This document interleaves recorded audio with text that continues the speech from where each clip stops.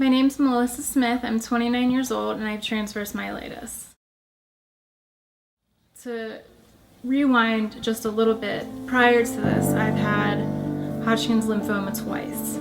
I was first diagnosed with Hodgkin's in 2006. I was 22 years old and I had 6 months of chemotherapy, and about 2.5 years later, I was re-diagnosed for the second time, and this time was much harder. I ended up having a lot of chemotherapy in the beginning. I had ice, busulfan, Cytoxan, I had a bone marrow transplant, I had 28 days of radiation. It was just a really bumpy road for 2 years. And then for like 6 months, things were good. You know, I was back to myself. I felt happy, positive, healthy. I'm not exactly sure where my transverse myelitis came from. I do believe in my heart that if I had not had all of the cancer treatment that I had, the chemotherapy, the transplant, more chemotherapy, more radiation, then I don't think that I would have transverse myelitis. But if I didn't have all of that treatment, then I would have died in months.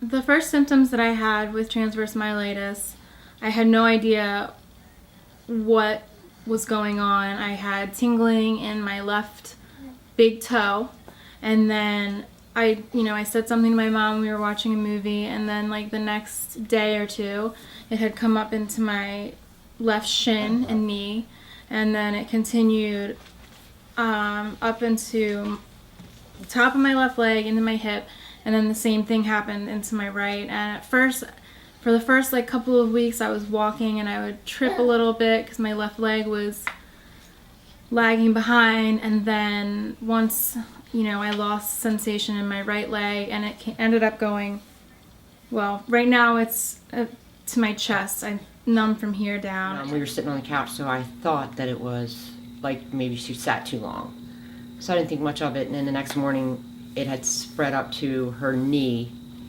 And so fortunately she was already at Johns Hopkins for oncology treatment, so we called there and got her an appointment.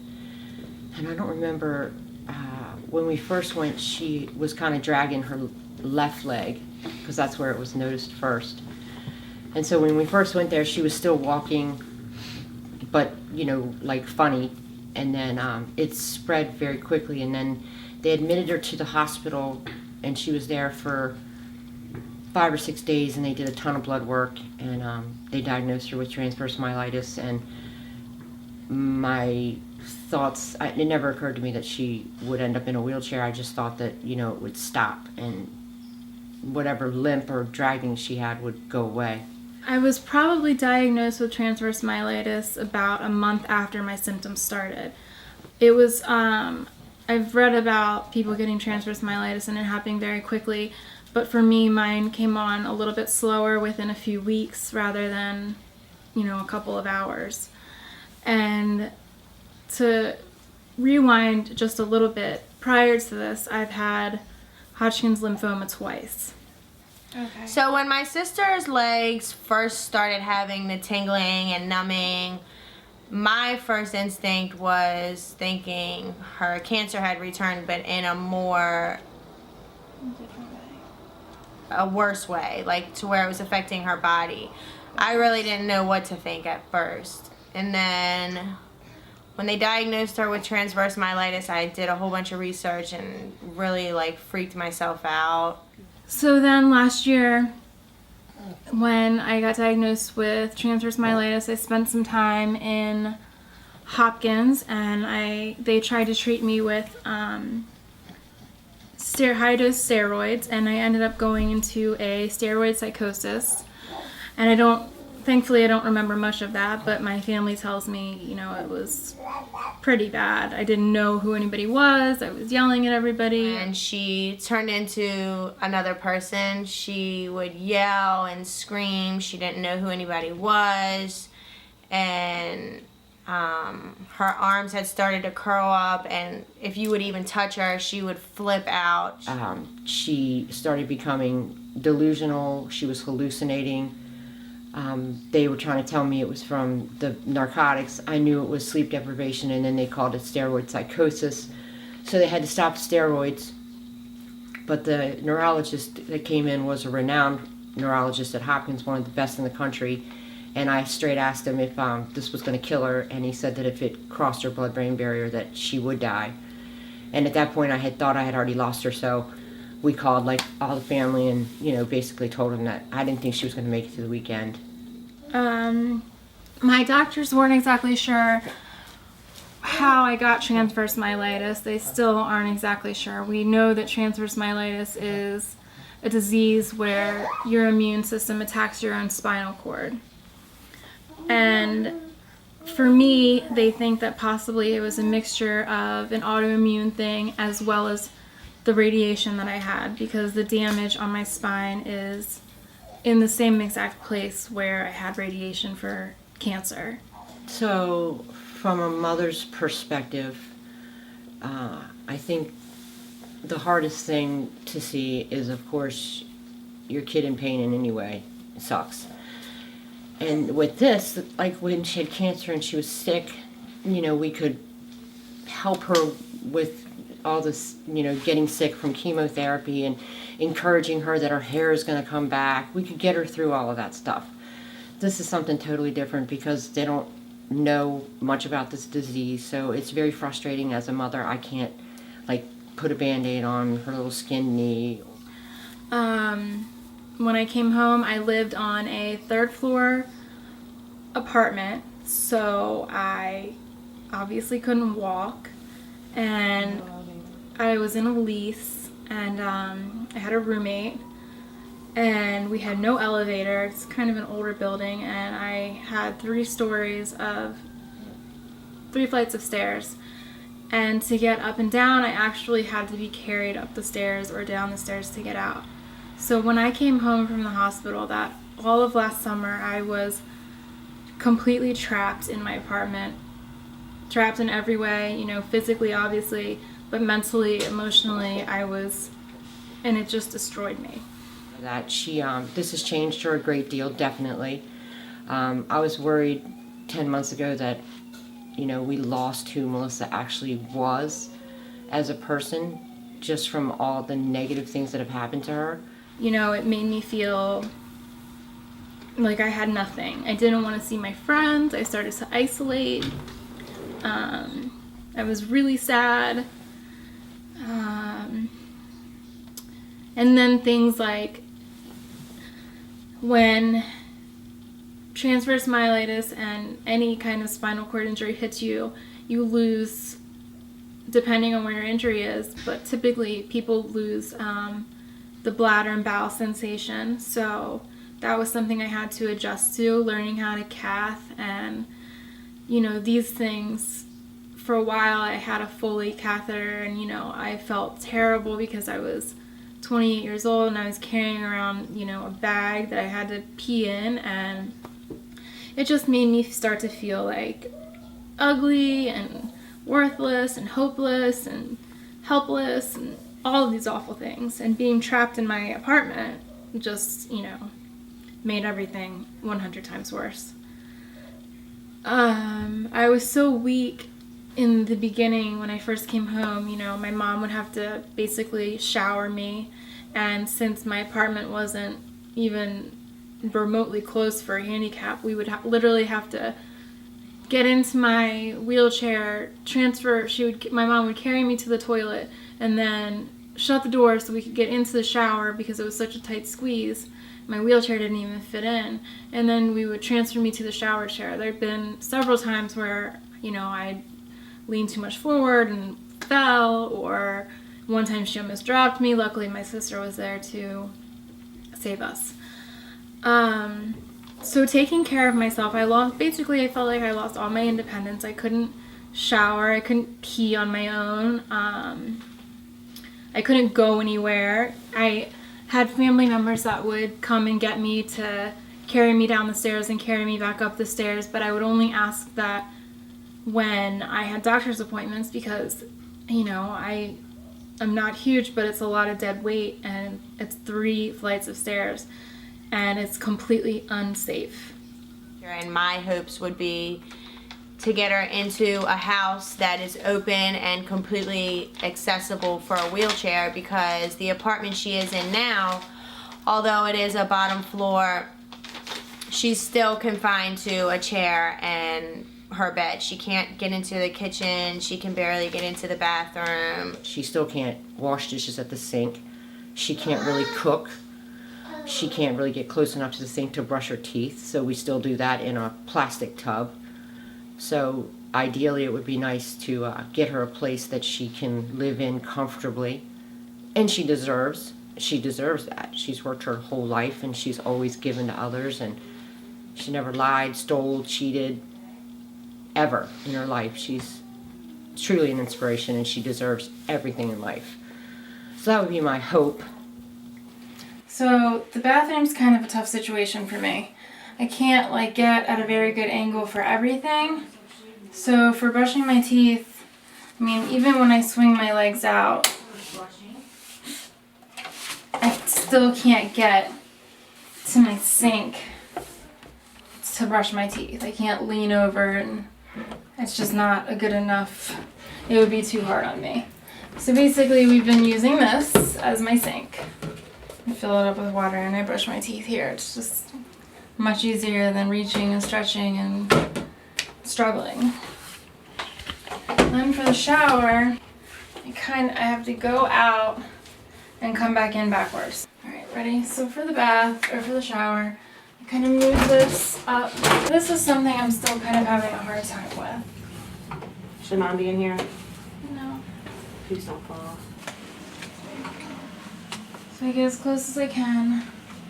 The problem is that there's this lip or whatever, so I can't, and I'm really nervous about just hopping over on my own. There's a technique, and I'm supposed to be turning this way and hopping over. So then I just get each foot over slowly. And then I'm pretty good at showering myself now. I can do most of those things on my own. I just actually today reached my feet and legs to scrub with my washcloth and body wash before I would need help, so I was too afraid to lean over. Getting out of my shower chair is pretty hard for me. It's going up. So, ready? 1, 2, 3.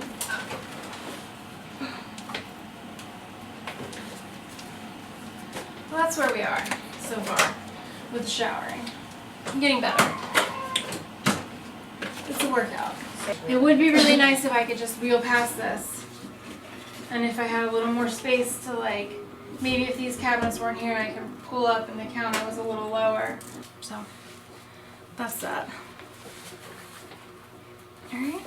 And this disease, I've talked to people all over the world who have it, and it's a long process as far as recovery goes. And the unknown is what's the scariest, because there's no doctor in her ear saying you are going to walk again. It's just you work hard, and if you do, you do, and if you don't, you learn to live in a wheelchair. With cancer, I always knew in my heart that I was going to get better. I was strong, and I just knew in my heart, I had a good feeling about it. And with this, there's just so much that they don't know, and doctors can't give you a certain answer or give you any kind of certainty about what your future holds. So for me, my biggest fear has definitely been the not knowing, and in every aspect. My future, I felt like I had a plan, and I know that they always say that things don't go as you plan, but I wanted to go to school. I've always wanted to be a mom and have a family.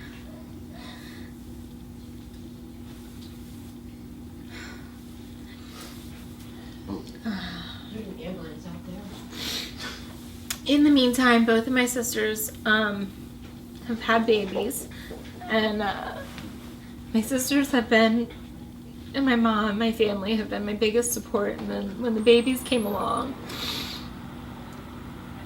just something in me changed as far as how much I wanted a family and how afraid I was that it wasn't going to happen because of where I am. Brayden and Andrew are my nephews, and they're like my biggest inspiration because they just smile, and it, you know, warms my heart and makes me feel better, and they make me want to be better. My biggest frustration with this disease is that I have always been kind of the caretaker in my family. Also, I've always been very, very independent. You know, I've always taken care of myself. I put myself through college twice now, and I've taken care of my sisters. You know, I feel like I've kind of been the rock of my family, and that's how I like it. And so my biggest frustration now is I feel pretty helpless. That's my biggest frustration, is the independence that I've lost. You know, getting myself ready in the morning, thinking about what I'm going to wear, getting myself dressed for the first, up until I would say maybe like a month ago. Actually, I still hate getting dressed. But until a month ago, putting on pants was like the worst idea ever. I just hated it. It's so hard. Everything has changed. Everything now is so difficult. I used to be able to call my sister and tell her, let's go do something, whether it be go to the mall or go to the pool or whatever, and she would be able to. Now we have to think everything through, and we have to plan everything out, but she's still here, so, and she still has a lot of living to do, so that's what we plan to do in the future. Every time I leave the house, you know, I get so nervous about if I have to go somewhere new and I don't know if there's an entrance for a wheelchair or if there's going to be a ramp. So my anxiety has completely went off the charts with this, and it's just changed everything from getting dressed in the morning to going to work. Now I'm not working, and that's been horrible. As you know, obviously for my financial purposes, I'm struggling. I had to move. My roommate moved out before our lease was up, and then I had to move into a bottom floor apartment. Obviously, I couldn't stay on the third floor. I was literally going insane. So when I moved to a bottom floor, my friends and family have been basically taking care of me and helping me. I've been always taking care of myself. I've had a fun life. I've been able to, you know, travel. I went to Europe. I went to Mexico. I went to the Bahamas. But I wanted to go. I want to travel everywhere. That's what I've always wanted to do. I've always been into like cute shoes and cute bags, and I've always been able to afford those things, and now I'm, worried about going to the grocery store. So it's completely changed my financial situation, and I know that I feel defeated because of this disease. But without all of the help that I've had from my family and friends, I wouldn't even have a place to live. I was so afraid that coming out of the hospital and leaving my last apartment, I feared that I was going to be in a nursing home and just like left behind. And we've had fundraisers, and my good friend, he put together a lot of money to get me a piece of equipment. I have an FES bike, which is basically I put electrical stimulation on my legs, and it forces my legs to have muscle contractions, and I ride like a bike. I can pull right up into it in my wheelchair.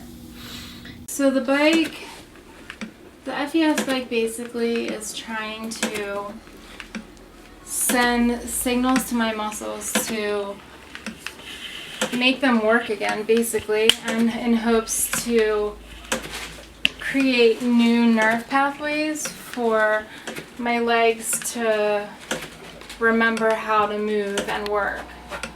And it also does it's keeping my blood flowing, so I'm not getting blood clots all the time because it's moving my legs around. It's building my muscles, so if things do come along and I have an opportunity to try something to help me walk again, my body's strong enough to do it instead of just sitting here and letting my muscles wither away to nothing. So I will do this for a few times a week, and I should be doing it for about an hour, but I do it for about 45 minutes. And it does wear me out, believe it or not. It doesn't seem like I'm working, but I start to get winded, I start to get tired, and afterwards, Sounds like your sweating issue. I need a break. So I'm very fortunate to have this bike because it can do so much for me. For my body, for my health, for my muscles, for the blood flow, for everything. Luckily, I have a great friend named Josh Kohler, and he was able to raise and also give me a lot of his own money for this bike, as well as we took some of my savings from one of the fundraisers that I've had in town. So I've been really blessed to get this bike because not a lot of people have the opportunity. And this could set me, apart from a lot of other people. It can do a lot of good things for me, and I'm really lucky to have it. So my friends and my family have been taking care of my rent, and that is something that I'm so thankful for, but it hurts me. And through all of this, I felt like this isn't fair. This is, why is this happening to me? And I felt so unlucky. But one thing I know is that I am so lucky for the people around me. And that's something that I'm just so thankful for and so blessed. And even on my worst days when I can't wrap my head around any of this, if I just think about all the support I have, it does help me get through and want to push forward, because everybody seems to be fighting for me. And then, I need to learn to fight for me too. My biggest fears for Melissa, I think, now, today, is that she doesn't have a whole lot of faith, which I get after cancer twice and then this rare, crazy disease that very few people get.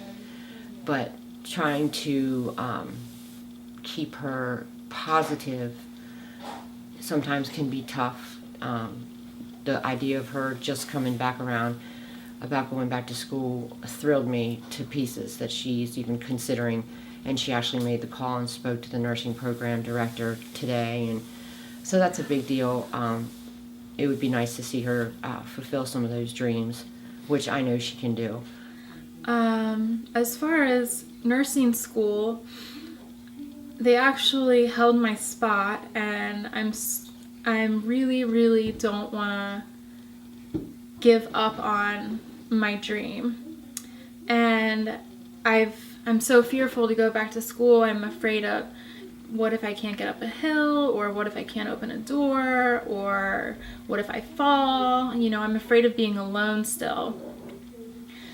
But with physical therapy, even just this last time I've been at Kennedy Krieger, it was my first few months with them, and then I'm going to return in a couple of months and do it again. I've changed a lot. I've gotten stronger physically, mentally, emotionally. I'm not 100% by any means, but I'm ready to try to start living my life again rather than this disease running my life, because that's what's happened for the last year.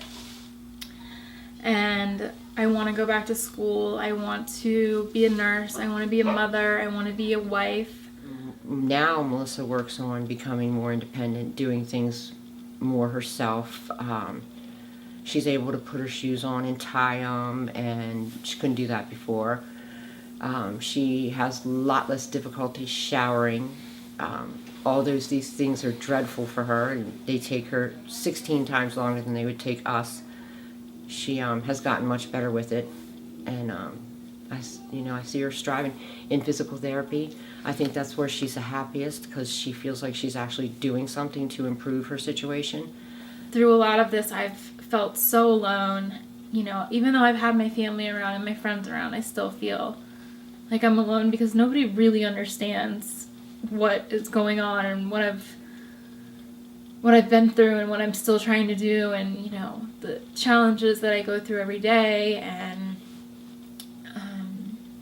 I just wanted to feel like I wasn't alone. And ultimately, with this video and in my whole entire life, all I've ever wanted to do was to be helpful and help people and make them feel safe and not alone. I've been like this with my family. I've been like this with my friends. It's why I want to be a nurse. And it's why I want to reach out to other people that are going through this and allow them to understand that they're not alone. But over the last few months, especially since Kennedy Krieger has been a part of her life, been a big difference. She smiles more. She's happier. And I think she's starting to see that there is hope for her and that she can make a difference in people's lives still for the better. And hopefully that'll just keep going.